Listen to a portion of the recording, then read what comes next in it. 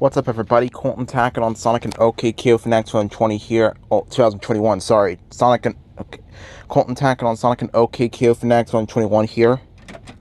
And welcome to part 6 of the 2021 edition of the walkthrough of the Dell Dimension 4600, running Windows XP Home Edition. And for this part of the walkthrough, this was sponsored by these two Backyardigans DVDs, The Snow Fort and The Legend of the Volcano Sisters. So let's just get ready. So in the last part, we eventually took a look at 3 more Microsoft Money tutorials, which are on like investment transactions and paper statements.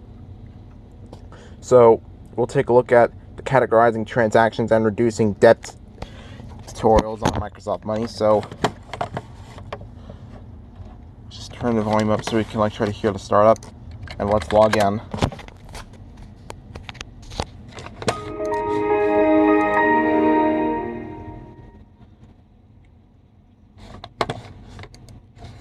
Hold on. Why isn't it letting me get it? There we go. Anyway, by the way, before we start, one of my Backyardigans shirts that's purple right here. This one with Pablo, Tyrone, and Uniqua. This shirt's like it's being dried at the moment. That's where it's being dried right here. So anyway, gotta get ready. It's time for more tutorials, so let's just wait till we can get to the Microsoft Money folder so we can start.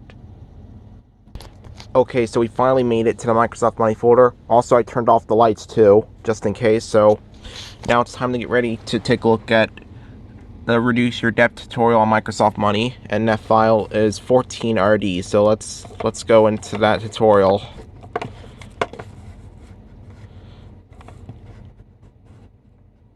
Gonna put my pointer on the minimize button just in case.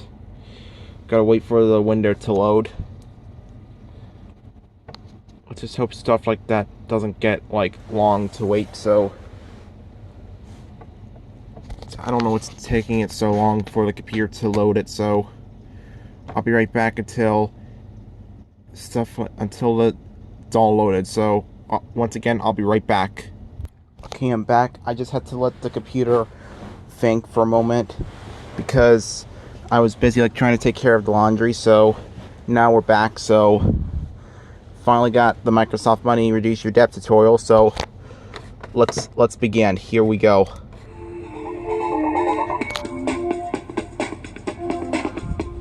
I can't believe how deep we've gotten into debt. How did this happen? It's really crept up over the past few years. And now with our new car payment, it seems like we never have any cash left after we pay the bills. What's worse is that we're paying so much more in interest than the things actually cost. Your bank's gonna be upset because of what you did to your freaking credit card. Oh, right. Apparently, we choose the debts we want to pay off. All of them. And it creates a plan for us to pay them off. On the Planner menu, we click Debt Reduction Planner. Look, the debt accounts we've set up in Money to pay our bills are already listed. So we don't have to set them up again. All we have to do is pick the ones we want in our debt reduction plan and move them in. Makes it relatively painless then, doesn't it? So far. But if we had a debt that wasn't listed here, we could just add it by clicking New Account and following the steps. So you've picked our 2 credit cards for the plan, and now the car loan. That makes sense. But what about our mortgage? That's a debt too. The credit cards have a high interest rate, and as you know, we've racked up those balances. The car loan has a pretty high balance too, although it's at a moderate interest rate. It makes sense for us to pay that off more quickly too. But the mortgage has a relatively low interest rate. We can earn more on investments than we can trying to pay our mortgage off early. Got it. What about this card? It's a charge card. We pay off the balance every month, so there's no debt there for us to reduce. Oh, that's right. Now that we've decided which accounts we want to pay off, we need to decide on our payment plan. One way is to plan it by the amount we want to pay each month. This shows us the minimum amount we need to pay each month. Looks like it's the total of all of our minimum payments. We'll need to do a lot better than this to get ahead. We could start by applying the raise that I'm getting next month. Great! Also, when we did our budget, Money said we'd have more than $100 extra each month. We could apply that to our debt. We can also plan our debt payments by the date we want to be out of debt. We'd better be out of debt before we retire. Really? I was hoping we could be out of debt before we need to start making Carolyn's college payments. I like your original idea. Let's be realistic and work with what we have. We'll apply the extra $100 we have toward our debt each month. When you get your raise, we'll revise our plan to include that too. We can get ahead faster if we apply any windfalls we get to the debt as well. How about our tax refund? Great idea. We'll be getting $300 back. Okay, I'm putting it in our plan. That makes our out-of-debt date even sooner. Is our plan ready? Here it is. Money takes our highest interest rate debt first, which is this one, and schedules us to pay it off first. And all the while we're making minimum payments to the others. When the first one's paid off, money will schedule us to apply the big payments to the debt with the next highest interest rate. And so on, until we're debt-free. That'll be cause for celebration. Now, we select these checkboxes to confirm that we want to work with this plan. Right. Then money will remind us to make the debt payment at the amount we've set up here. It works just like money's reminders for paying any other bill. Say, what if we want to change our plan midway? Maybe we need to add a new loan, or better yet, add to the amount we want to pay each month. We just open the debt reduction plan again and make any changes we want. Fantastic. We can keep whittling away at our debt to make our money work best for us.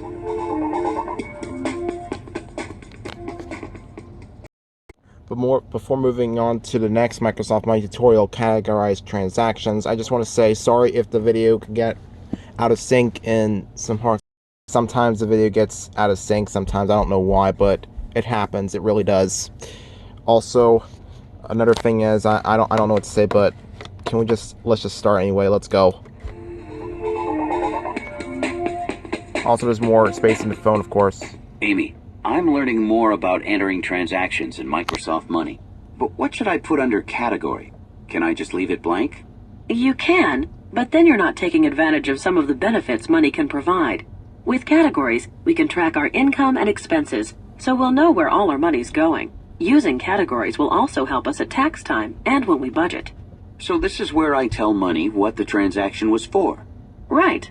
There are two ways you can see categories and subcategories. What do you mean? Well, you can see them this way, with the category and subcategory together. Or you can see them this way, with the category in one box and the subcategory in the other. Oh, I see. How do you switch between the two? You just go to Tools, Options, Categories. Uh-huh. And select or clear this second checkbox. I think I can figure out what to do next. This check was for food, and the subcategory would be what are you doing? groceries. I'm trying to make a video. Right. And look, as soon as we press Enter, money lets us know how we're doing on the spending limits we set up for food. So we can see whether we're spending more or less than we planned for this Please category. turn the lights back off and make a video. Here's another way to do it. For the next transaction, type in the category. Okay, automobile.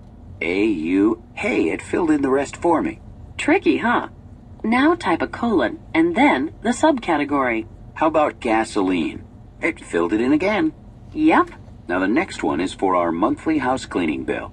Since this is a recurring monthly bill, let's categorize it under bills.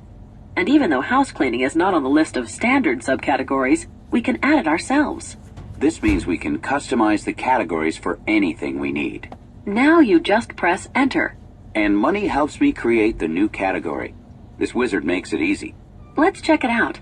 Your new subcategory got added to the list already. This is great. Not only are money's categories easy to use, but we can create reports with them and analyze our taxes and budget.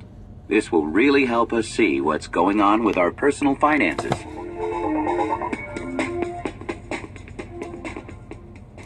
Before moving on to the next tutorial, I have to turn the lights back off because I really want it like that in this video. So I'll be right back after I turn the lights back off. Okay, I'm back again. I turned the lights back off because one of my brothers forgot to turn the lights back off because I'm trying to make a video with the lights off with these tutorials going on. So let's move on to this tutorial on Microsoft Money, work with backup files. Let's do it.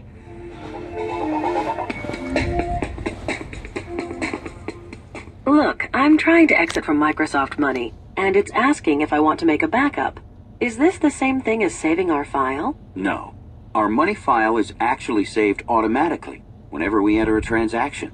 And whenever we close money, It automatically makes a backup copy of our file on our hard disk. But every couple of weeks, or however often we want, Money will ask if we'd like to make a backup copy of our file on a floppy disk. That makes sense. So if something happens to one file, like it gets lost or corrupted for some reason, we have another file to fall back on. And if something happens to our computer's hard disk, we have a copy of our file on a floppy disk. Well, you and I both know it's always a good policy to have 2 or 3 copies of anything important. Right, especially where our financial records are concerned. Does it have to be saved on a floppy disk? Could we save it to another disk drive? We can save it anywhere we want. We just go to the Tools menu, click Options. Let me guess. The Backup tab. You got it. So it always saves a backup on our hard disk automatically. And however often we specify, it'll save another backup somewhere else, like on our removable disk drive. But if our removable disk drive doesn't show up here for some reason, we can always just copy the backup file we made on our hard drive to the removable disk drive later. And this is where we can tell Money to compress our file, so it doesn't take up too much room. That's especially important if we decide to keep our backup files on a floppy disk. We click OK, and our file backup options are set the way we want. So this backup file, is it just like any other Money file? No, it's different. It's a compressed backup file. If we want to open it, Money needs to decompress it to its normal size and then convert it to a regular Money file. So suppose, for whatever reason, we need to use our backup file. What would we do? First, we find the backup. If we're using a backup stored on our hard disk, we click Restore Backup on the File menu. Okay, and then click Restore from a backup file. And click Next. This is easy.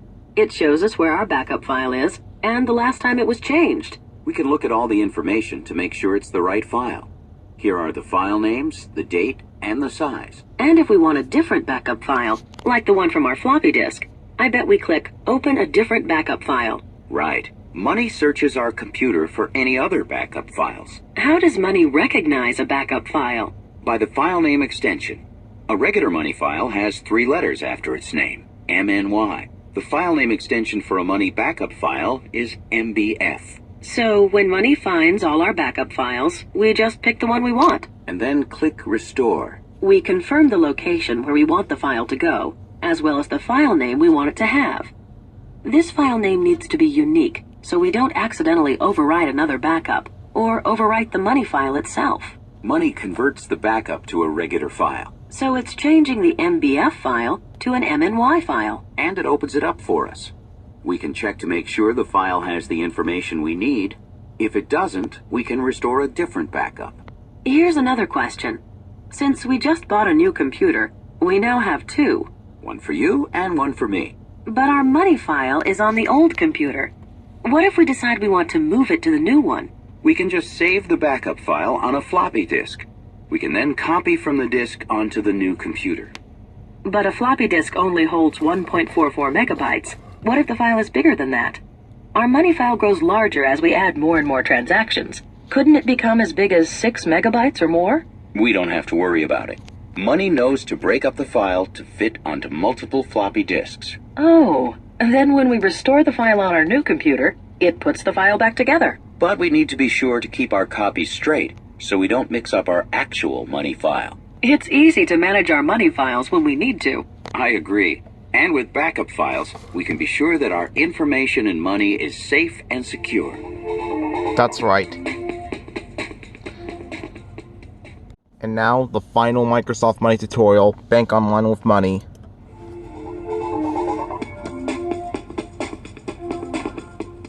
We got a brochure from our bank today saying they now offer online banking. I'd like to give it a try. Isn't that kind of complicated? Just the opposite. It'll make managing our finances a lot easier. We won't have to type as many entries ourselves, and things can be done automatically for us. Oh, what kind of things? You know, entering transactions, paying bills, balancing accounts. But what about privacy? And is it safe? Doesn't this mean our financial information will be accessible to anyone surfing the web? Absolutely not. Although our information is being transmitted online, we're the only ones who can get to it. Not only do we have our Money passport, but we'll have a logon ID and password for each bank or broker we're online with. Okay. Then how do we sign up? Well, because our accounts are already set up in Money, we come here to the Account Setup page, click this link, and go to the Online Banking Services page. I see. Then we click Set up Online Services next to the bank name. We find our bank in this list, and then we can log on to get our information at the bank. But we're stopped here, aren't we? I don't know what to enter. If we don't have the logon information yet, Money can help us with that too. This wizard tells us how we go about getting a logon ID from our bank. Then we return here and set up online financial services for this bank. Excellent.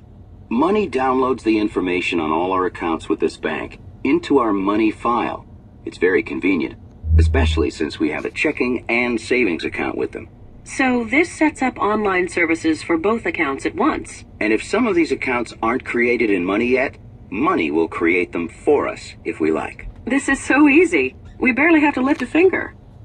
Now that we're set up, we can download transactions. Isn't that basically our bank statement sent to us electronically? Right. As soon as a check clears the bank, or we make a deposit, or transfer funds between accounts, the transaction can be brought into our Money file. Where does it go? Straight into the account register. You mean it'll enter the transactions in our account register without our having to type it in? That's right. Wow, that's a huge time saver. And we don't have to call or wait for our monthly statement to find out about our transactions. Or about our account balance or interest either. Many banks offer what's called direct or background banking. This means that when we're signed into Money and connected to the internet, Money can directly communicate with our bank and bring in our transactions. You mean Money automatically requests that our transactions be downloaded? While we work on something else. Incredible. How often will it do this? As often as we tell it. It could be once per session, once a week, once a month, whenever we want. Let's set it to 5 downloads a month. Our bank gives us that many for free. We can customize our settings for background banking any way we like. Some banks don't offer background banking yet. Instead, they might offer what's called web banking. We can log on to the bank's website. I see. We log on and then request that our transactions be downloaded. And there they are. So easy and fast. Once an online statement is downloaded, we can go to the account register and verify the transactions. And look, they're easy to find because they show up bold in the register. What's this symbol for? It means we entered a transaction ourselves, and Money has matched it with a downloaded one. Clever. That also means then that any bold transactions without the symbol are new transactions added to our account register. Right. And the E in the cleared column means that this transaction is electronically downloaded, so we know it's cleared the bank. So we scroll through the account register, looking for bold transactions. When we're sure that a transaction is correct, we accept it. As soon as we accept it, the transaction is no longer bold. We can even accept all the transactions if we feel we don't need to review them. You got it, especially if we know our balance is exactly right. It's great having the convenience of online banking without sacrificing any of our privacy or security. I agree. And our personal finances become even more automated and manageable than ever before.